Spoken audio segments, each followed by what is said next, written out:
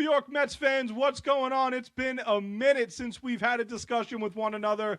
In this video, it is going to be my 2026 New York Mets season preview. And if you followed me on Instagram, if you follow me on this page with the journey since the offseason began after the 2025 debacle, that was the 2025 New York Mets, you know for a fact that I am extremely excited about the direction of this franchise and what David Stearns finally did by blowing up the core, having the sack to finally do what needed to be done to this team.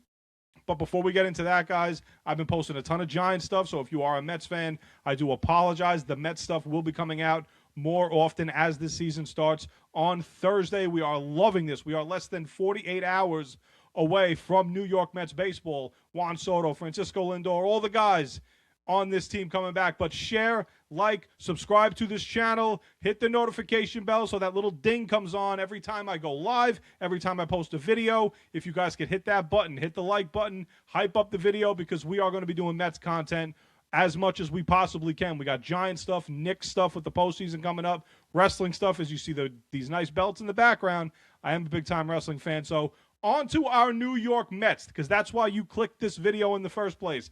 We're going to start with this video recapping a little bit of the 2025 season. Don't want to get too much into it because I know it brings back a lot of negative energy, and we are not negative energy Mets anymore. We are not LOL Mets anymore. We are moving forward, and we are going to propel ourselves to becoming the sustained winner that this franchise has never seen in its entirety, in its entire lifetime. The Mets have never been a sustained winner.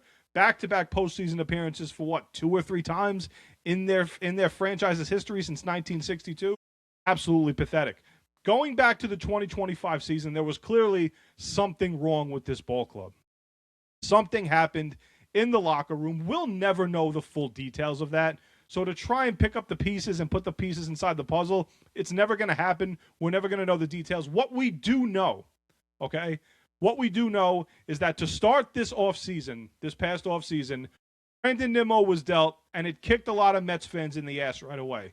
And it's the first shot that I warned Mets fans was going to happen with David Stearns and blowing up this core. After the Mets were eliminated from postseason contention, after that game against Miami, where the team had 2 hits, 3 hits, 4 hits, scored no runs, it needed to be blown up. And thank God David Stearns blew it up, because the direction of this team is in such better shape than it's been in its history right now. We are going to be good for so long because of David Stearns and what he did to this team. Mets get eliminated. I come out with a video that day, and I said, whatever it takes to make this team better, in David Stearns' eyes and in his brain, let him do it. Let David Stearns build the team he wants to build. I said that the second that the Mets were eliminated by the Miami Marlins, and fans did not want to listen to me. I was one of the few, along with the few people that I know. I have a Mets group chat, and a lot of those people were on board with me as well. Blow up this core, get rid of the dead, declining weight on this team, and move forward, getting younger, more athletic, better base runners, smarter players, harder working players, getting more consistency in this franchise, and it's exactly what David Stearns did. And you Mets fans did not allow him to do it because you love losing. You love losing. You guys are addicted to losing. Because if you weren't addicted to losing, you would understand that with that current core that was there this past offseason, and I'll mention them all, Pete, Nimmo, McLean, Marte, all of the people from that core for the last 7 years were losers. Losers. 7 years, 2 playoff appearances. 2. And people cried and bitched and moaned and kissed everybody's ass. We have to bring everybody back. Why bring back the same shit if all it equated to was losing? Why? Why are you Mets fans so miserable when it comes to this franchise? Oh, because we want our homegrown guys. We want Pete to be here forever. We want Pete to be a Met forever. Brandon Nimmo's the greatest guy ever. We love the versatility of the squirrel, Jeff McNeil. Fuck them all. Fuck them all. The Mets are moving forward with the franchise that it should have been prior to the 2024 season. And in hindsight, if you want to say that that sounds stupid or hot take-ish, it does, because the Mets did get to the NLCS. But this thing should have been blown up the second that David Stearns was hired. And it wasn't. And and I'm very happy looking back at it that what happened last year happened to the New York Mets. Because if the Mets did sneak into the playoffs and did advance around, who the hell knows what Stearns and Cohen would have done with the current core that they let go. Who knows what they would have done? So thank God the Mets didn't make the playoffs last year, because that was the only way we were going to get the change that this team needed. This franchise needed it. And you had Mets fans. God help me that you had Mets fans that I had to suffer with since November.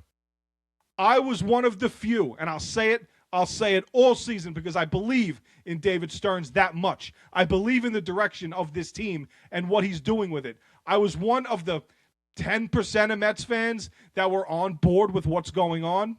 And the things that I had to hear from you Mets fans were pathetic.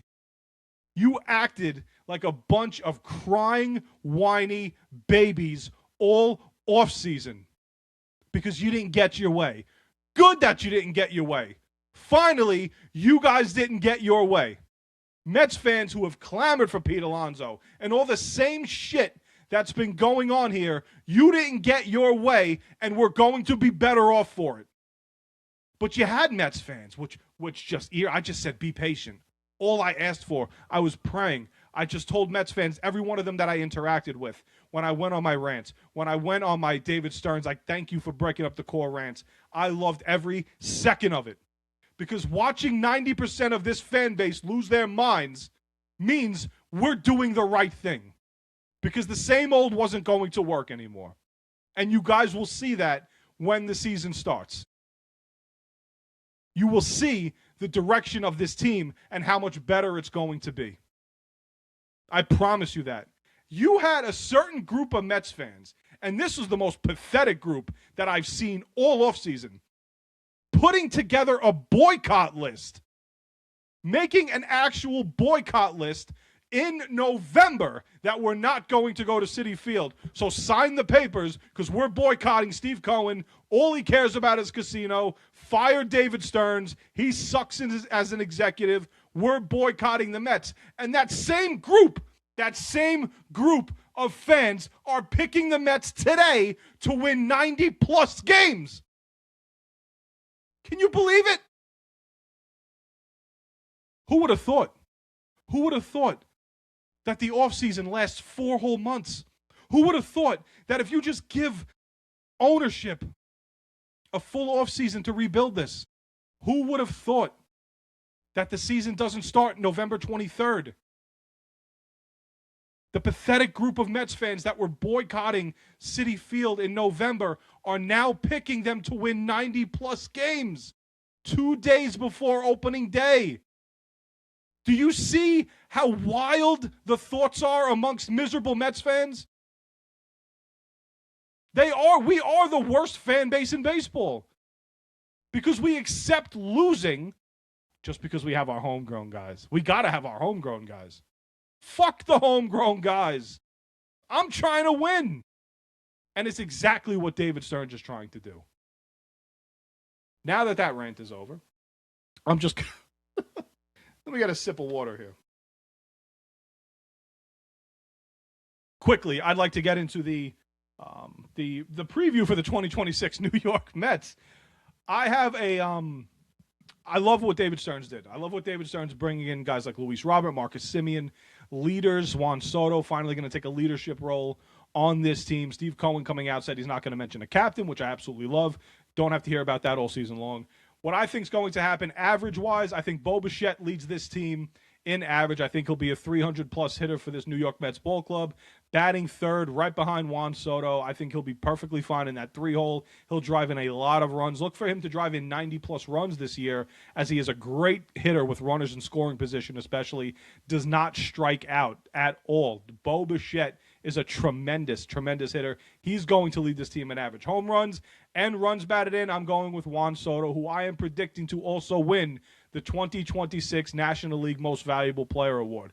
I think Juan Soto got off to a very slow start in 2025, getting adjusted to the new scenery, the new ball club, where he's going to spend the next 15 years of his career. I think he comes out now. He's making this team his. You see by his quotes. You see by the leadership that he's showing on the field with guys like Luis Robert. We'll get to him in a second.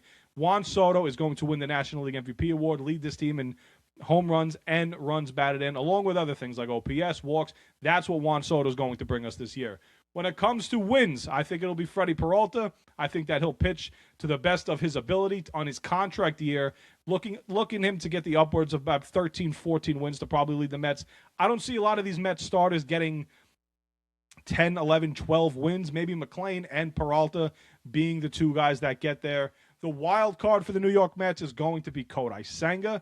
We're going to need Kodai Senga, who's hitting 99 on the gun, which is absolutely tremendous, in spring training. We're going to need that ace Kodai Senga, because if you get that guy, you get that Kodai Senga ace-type pitcher, adding him to Freddie Peralta up the top of the rotation, Nolan McLean, who I am also predicting to win the 2026 National League Rookie of the Year award. Nolan McLean, who remained eligible for that award, I think he goes out and he wins that award. He's one of the betting favorites as we speak, less than 48 hours before the opening day for the New York Mets. Peralta getting the start on opening day, we're absolutely in love with that, going against Paul Skeens. One of the biggest stories coming out of the Mets, Carson Benj winning the right field job out of spring training. Outstanding for that young kid, getting himself in less than 2 full seasons a starting position for the big club. Welcome to the show, Carson Benj. He's going to be great out there, man. Electric arm. He's going to be very versatile on the bases, can run the bases well, good defender, getting the opposite field, hits to the opposite field well. The power is going to develop with Carson Benj, but you're going to see that young electricity at Citi Field. You need that type of stuff when your ball club is filled with a lot of veterans. The guy I'm most excited about, and I'll continue to pound my chest for him, I wanted him for over a year and a half now, Luis Robert Jr. is going to be manning center field for the New York Mets. You see out there what Luis Robert Jr. could do. When the ball comes off his bat, it is outstanding. It's outstandingly electric. You see the ball pop off his bat, the power, the natural raw power that Luis Robert Jr. has. He's going to steal you 30 bases. I think he leads the Mets in steals this year. I know Soto, I know Lindor, I know we have Robert. I think Luis Robert sneakily leads the Mets in stolen bases this year. I also have the Mets winning 92 games this year. I think they're going to win the National League East. I think that they've improved their ball club from last season. I think they've gotten better with contact. They've gotten way less strikeouts. They're going to hit a lot better with runners in scoring position. You have another year under Juan Soto where he's going to be more comfortable in the Mets uniform as one of the new leaders of this team. Didn't feel like it was his team last year. Now, between Lindor and between Juan Soto, it is now their franchise to run, and you see it with the stuff that Juan Soto's doing. So I love that. Love the pitching staff. I don't want to say love. Let me go back. I am a fan of the pitching staff, which has potential. You have Freddie Peralta, who can get. Freddie Peralta is the top of the rotation guy. Nolan McLean, the youngest, most exciting arm in the Mets farm system. You have David Peterson, who did falter off last year, but what you're getting out of David Peterson, who was an all-star as well, you're getting one of the most consistent guys the Mets have seen in the last few years. He's going to have occasionally those stinkers for David Peterson, but he's perfectly fine where he is. You got Clay Holmes in year 2, who I'm very, very excited about. I think Clay Holmes surprised a lot of people last year when he was converted from reliever to starter. It was kind of clowned by a lot of people outside of the Mets organization. But you look at a guy like Clay Holmes, who was top 10 in earned run average in the National League last year. I think he'll be perfectly fine, especially in year 2 now, stretched out a little bit. And then you got Kodai Senga as your number 5 guy. If Kodai Senga could just get half, not like just a piece of that ace potential that he had a couple of years ago, it just makes the Mets rotation so much deeper than what it could be. Because you got reliable names out there with Peralta, McLean.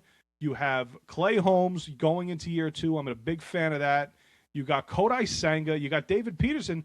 That's a pretty good starting 5 for your franchise to be heading into opening day with. And I'm a big fan of what they have there. Then you got guys coming up in the minors.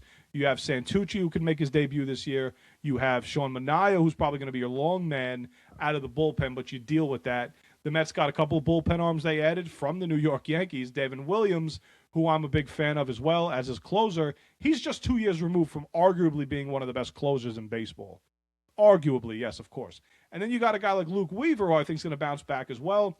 Mets are bringing back Brooks Raley. A.J. Minter will be back soon, early enough in the season. The Mets have potential to have a very good rotation and a very, very good bullpen. I think that could be the 50-50 shot with the Mets, right? The bullpen, where does it go? If you get Devin Williams 2023, 2024, at the end of, or half of 2024, your bullpen's going to be pretty legit.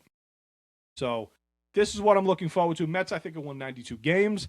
I am a fan of what this team did. I'm so happy what they did and looking forward to what this team's going to do in the future. The Mets have left themselves with so much flexibility, which I'm also a fan of. So going into 2026, opening day, Paul Skeens, Freddie Peralta, New York Mets, baseball season is upon us. Citi Field, 1 o'clock on Peacock, not on SNY, which is completely pathetic.